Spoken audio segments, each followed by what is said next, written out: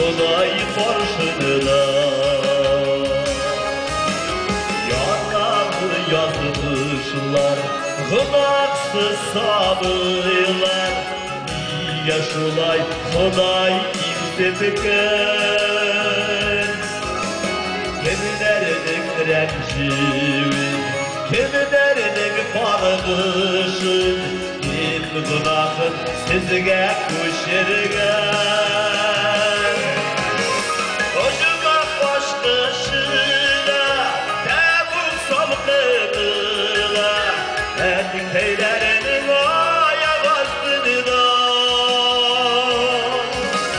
Nereden divana, tevfikli babamın, kulu duruş Huday karşında.